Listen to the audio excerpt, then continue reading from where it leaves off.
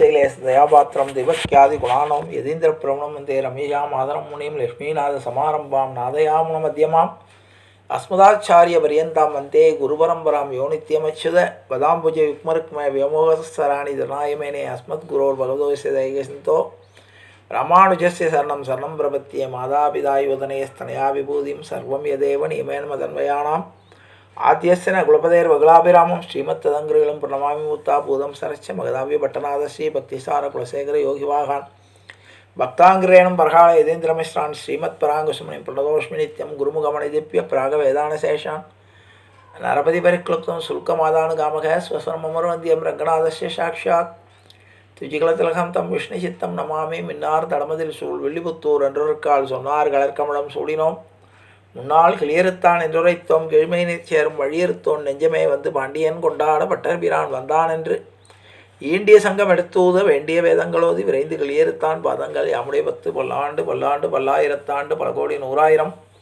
மல்லாண்ட திந்தோள் மணிவண்ணா உன் சேவடி செவிதிற்கா படியோமோடும் நின்னோடும் பிரிவின்றி 1000 பல்லாண்டு வடிவாயினின் வளமார்பினில் வாழ்கின்ற மங்கையும் பல்லாண்டு வடிவார் சோதி வளத்துறையும் சுடராழியும் பல்லாண்டு படைபோல் புக்கு முழங்கும் அப்பாஞ்ச சன்னியும் பல்லாண்டே பல்லாண்டென்ற பவித்திரனை பரமேட்டியை சாரங்கமென்னும் வில்லாண்டான் தன்னை வில்லிபுத்தூர் விட்டு சித்தன் விரும்பிய சொல் நல்லாண்டென்று நவின்றுரைப்பர் நமோ நாராயணாயவென்று பல்லாண்டும் பரமாத்மனை சூழ்ந்திருதத்துவர் பல்லாண்டே ஆண்டாள் திருவடிகளே சரணம் ஆழ்வார் திருவடிகளே சரணம் ஆச்சாரியன் திருவடிகளே சரணம் ஜீயர் திருவடிகளே சரணம் அப்பன் சுவாமிகள் திருவடிகளே சரணம். எல்லோருக்கும் அடியனுடைய பணிவான நமஸ்காரங்கள். நம்முடைய ஆன்றோராலும் ஆச்சாரிய பெருமக்களாலும் அபிமானிக்கப்பட்ட அபிமான ஸ்தலங்களை நாம் ஒன்றன் பின் ஒன்றாக அனுபவித்து வருகிறோம். அந்த வரிசையிலே இன்றைய தினம் நாம் 92வது அனுபவிக்க இருப்பது பூரி ஜெகநாதர் திருக்கோயில். ஜெகநாதர் கோயில் அல்லது பூரி ஜெகநாதர் கோயில் என்று அழைக்கப்படும் இந்த ஆலயமானது இந்தியாவின் கிழக்கு கடற்கரையில் ஒடிசா மாநிலத்தில் பூரி அல்லது பூரி கடற்கரை நகரத்தில் அமைந்த வைணவ திருக்கோயிலாகும். இந்த கோயில் ஜெகநாதர் பலபத்திரர் மற்றும் சுபத்திரைக்கு அர்ப்பணிக்கப்பட்ட கோயிலாகும். முகம் மற்றும் கைகள் மட்டுமே காணப்படும் வகையில் அமைந்துள்ள கோயிலின் மூலவர்களான ஜெகநாதர் பலபத்திரர் மற்றும் சுபத்திரையின் திருமேனிகள் மரத்தால் ஆனவை. 12 ஆண்டுகளுக்கு ஒரு முறை இந்த மூல திருமேனிகள் உரிய சடங்குகளுடன் புதிய மரத்தால் செதுக்கி அமைக்கப்படும். இக்கோயில் 12ஆம் நூற்றாண்டில் கீழைக்கங்கர் குல அரசன் ஆனந்தவர்மன் சோழங்கனால் கட்டப்பட்டது. இக்கோயிலின் மூலவர்களான ஜெகநாதர் பலபத்திரர் சுபத்திரை தனித்தனியாக 3 தேர்களில் ஏறி ஊர்வலம் வரும் நிகழ்வானது ரத யாத்திரை என்று ஆண்டுதோறும் ஒரு முறை ஆடி பௌர்ணமி என்று துவங்கி 9 நாட்கள் கொண்டாடப்படுகிறது. சைதன்ய பிரபு பூரி ஜெகநாதரால் கவரப்பட்டு பல ஆண்டுகள் பூரியில் வாழ்ந்தார். ஜெயதேவர் மற்றும் சாத ராமானந்தரும் இந்த கோயிலில் தொடர்புடையவராக கருதப்படுகிறார்கள். உலக புகழ் வாய்ந்த பூரி ஜெகநாதர் கோயில் தேரோட்ட திருவிழா ஆண்டுதோறும் 9 நாட்கள் நடைபெறும். தேரோட்ட திருவிழாவில் லட்சக்கணக்கான பக்தர்கள் நாடு முழுவதும் வந்து கலந்து கொள்கிறார்கள். தேரோட்ட திருவிழாவை முன்னிட்டு 16 சக்கரங்களை கொண்ட சிவப்பு மஞ்சள் நிற தேரில் உற்சவமூர்த்தியான பூரி ஜெகநாதரும் 14 சக்கரங்களை கொண்ட சிவப்பு பச்சை நிறமுடைய தேரில் பலபத்திரரும் 12 சக்கரங்களை கொண்ட சிவப்பு கருப்பு நிறத்தேரில் சுபத்ரா தேவியும் எழுந்தருள்வர்கள். பாரம்பரிய வழக்கப்படி தேரோடும் ரத்ன வீதியை தங்கத்துடைப்பத்தால் பூரி மன்னர் கஜபதி பெருக்கி சுத்தம் செய்வார். முதலில் பலபத்திரர் தேரும் அதன் பின்னர் சுபத்ரா தேவி எழுந்தருளிய தேர்கள் புறப்பட்ட பின்பு இறுதியாக ஜெகநாதர் எழுந்தருளிய தேர் புறப்படும். குண்டிச்சா கோயில் நோக்கி செல்லும் ரத யாத்திரையின் ஒரு பகுதியாக வழியில் உள்ள மௌஞ்சிகா கோவிலில் ஜெகநாதர் ஓய்வு விடுப்பார். அங்கிருந்து மீண்டும் தேர்கள் புறப்பட்டு பூரி ஜெகநாதர் கோயிலை வந்தடையும். தேரோட்டத்திற்காக ஆண்டுதோறும் 45 அடி உயரமும் 35 அடி அகலமும் கொண்ட புதிய தேர்கள் மரத்தால் கட்டப்படுகின்றன. இந்த தலத்தினுடைய வரலாறு: ஜரா என்ற வேடன் எய்து அம்புபட்டு கிருஷ்ணர் மரணத்தை தழுவினார். பின்னர் அவரது உடல் ஒரு பெரிய மரக்கட்டை போல் ஆனது. பூரியை ஆண்டு வந்த இந்திரத்யுமன் என்ற அரசனின் கனவில் கிருஷ்ணன் கூறியவாறு பூரி கடலில் மிதந்து வரும் ஒரு பொருளை கொண்டு சிலையை செதுக்குமாறு பெருமாள் கூறினார். அந்த ஒரு பெரிய மரக்கட்டை கடலில் மிதந்து வந்தது. அதை கண்டு காவலர்கள் எடுத்து சென்ற அரசனிடம் ஒப்படைத்தனர். அரசன் அந்த மரக்கட்டைக்கு பெரிய பூஜைகள் நடத்தி தச்சர்களை வரவழைத்து பெருமாள் சிலை செய்யும்படி கூறினார். தச்சர்களின் தலைவர் சிலை செய்வதற்காக அந்த மரத்தில் உளியை வைத்தவுடன் உளி உடைந்து விட்டது. அப்போது அவர் முன்பு பெருமாள் ஒரு முதிய தச்சனை போல வேடமணிந்து தோன்றினார். அரசனிடம் 21 நாட்களில் இந்த வேலையை முடித்து தருவதாகவும் அதுவரை தான் வேலை செய்யும் அறையை யாரும் திறக்கக்கூடாது என்றும் கூறினார். அதற்கு அரசனும் ஒப்புக்கொண்டார். 15 நாட்கள் அந்த அறையின் உள்ளிலிருந்து ஒளி சத்தம் கேட்டது. எனவே அரசன் வேலை மும்முரமாக நடக்கிறது என்று எண்ணி அந்த அறைப்பக்கம் போகவில்லை. அதை அடுத்து 3 நாட்கள் சத்தமே இல்லை. இதனால் தச்சர் தூங்கிவிட்டாரோ என்று எண்ணி அரசன் அவசரப்பட்டு கதவை திறந்து விட்டான். உடனே தச்சர் கோபமடைந்தார். 3 நாட்கள் சத்தம் வரவில்லை என்றதும் எனது அறை கதவை திறந்து விட்டாய். எனவே இந்த கோயிலில் நீ ஸ்தாபிக்கும் சிலைகள் அரைகுறையாகவே இருக்கும். அப்படி இருந்தாலும் பரவாயில்லை, அப்படியே பிரதிஷ்டை செய்துவிடு.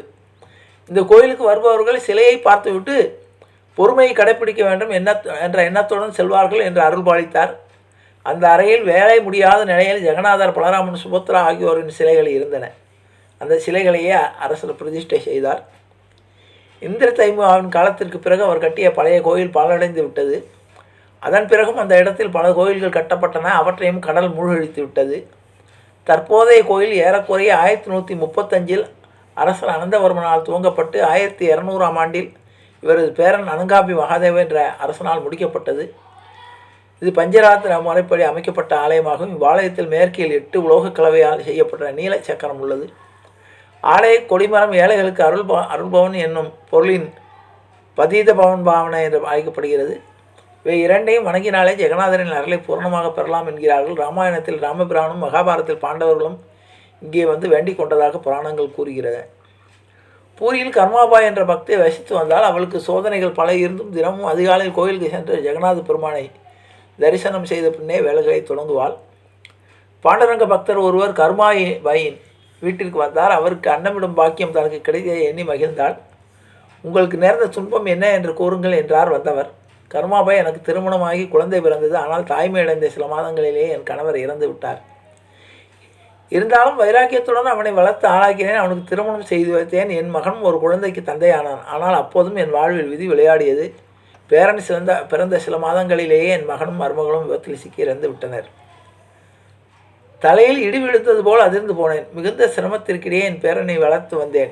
இப்போது பாழாய்ப்போன விதி என்னை விடுவதாக இல்லை. அவனும் நோய்வாய்ப்பட்டு இறைவனிடமே சென்று விட்டான். செய்து தெரியாமல் நடைப்பினமாகிவிட்டேன். இதுவே என் மனவேதனைக்கு காரணம் என்று கூறி அழுதார். இந்த துக்க சம்பவங்களை கேள்விப்பட்ட பாண்டரங்க பக்தர் மௌனமானார். அவர் இந்த மண்ணில் பிறந்த உயிர் ஒரு நாள் இறந்துதான் ஆக வேண்டும் என்பது விதி. இதிலிருந்து ஒருவரும் தப்பிக்க முடியாது. கடவுள் கொடுத்த இப்பிறவியை பயனுள்ளதாக்க வேண்டியது நம் கடமை. அதனால் பாண்டுரங்கனை தவிர வேறு சிந்தனைகளுக்கு இடம் தராதீர்கள். உங்கள் கைகள் இரண்டுமே அவனுக்கே பணி செய்யட்டும். கால்கள் அவன் திருக்கோயிலேயே நடட்டும். மனம் அந்த ரங்கனின் திருவடி தாமரைகளையே திறந்து சிந்திக்கட்டும் என்று ஆருளதார்த்தி கூறினார். தான் கொண்டு வந்திருந்த பாலகிருஷ்ணன் விக்கிரகத்தை அவளிடம் கொடுத்து பக்தர், அம்மா, இந்த உலகத்தில் நம்மோடு வரும் உறவுகளெல்லாம் தற்காலிகமானவையே. இந்த நீலமேக சியாமல கண்ணனே நமது நிரந்தர உறவினன். அவனே தாயாக, தந்தையாக, பிள்ளையாக, நண்பனாக இருந்து எப்போதும் காத்து நம்மை கரை சேர்ப்பவன் என்றார். ஒரு மந்திரத்தையும் உபதேசம் செய்து அதை தினம் ஓதி வரும்படி கூறினார். அன்று முதல் கர்மாபாயும் சின்ன கண்ணனின் நினைப்பிலேயே மூழ்கினால். பாசம் மிக்க தாயாக அந்த கண்ணன் சிலையில் மடியில் வைத்துக் கொள்வாள். காலையில் துயில் எடுத்ததும் கண்ணனை நீராட்டுவாள். பட்டை சட்டை அணிந்து அலங்காரம் செய்வாள். கன்னத்தில் அன்போடு முத்தமிடுவாள்.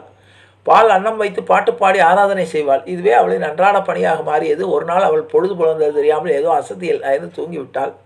கண் விழித்ததும் கண்ணன் ஞாபகம் வந்து விட்டது. குளிக்காமலேயே அடிப்படைக்கு சென்று பால் காய்ச்சி ஆயத்தமானால். அப்போது கர்மாபாய்க்கு தெரிந்த பெரியவர் ஒருவர் தரிசையலாக வந்தார்.